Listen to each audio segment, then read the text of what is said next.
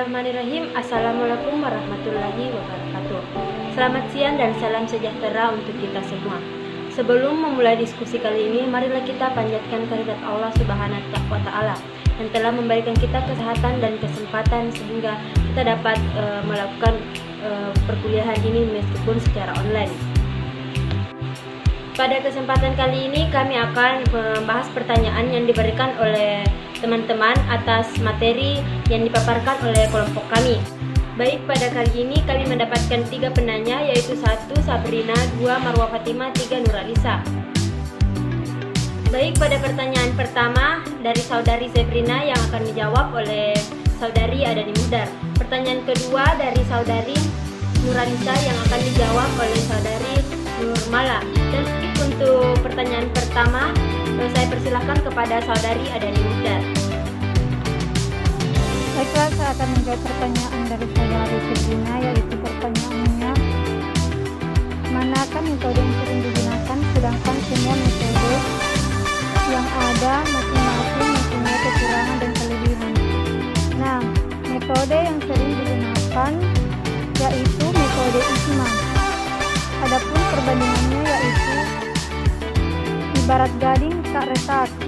Ketika metode itu mempunyai kekurangan dan kelebihan masing-masing dengan perkembangan ilmu pengetahuan, maka tak diragukan lagi akan muncul metode maupun pendekatan baru untuk memahami hadis, karena hadis merupakan salah satu sumber hukum Islam kedua setelah Al-Quran.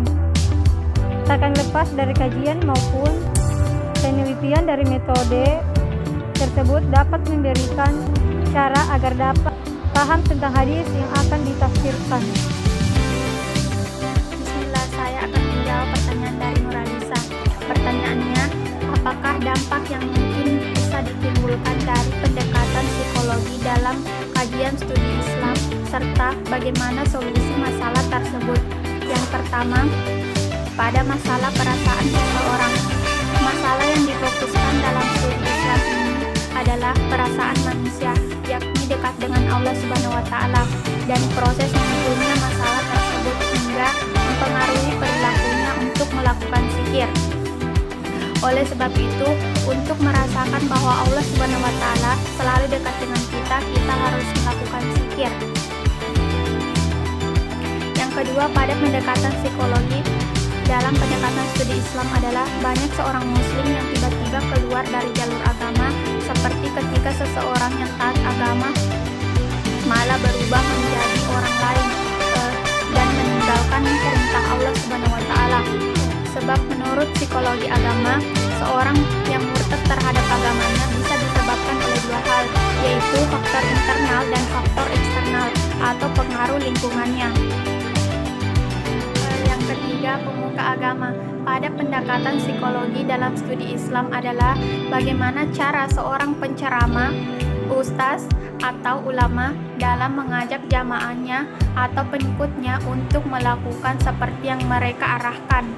Jika para jamaah terpengaruh, maka hal ini juga yang akan mempengaruhi perilaku terhadap agama yang dianutnya. Terima kasih.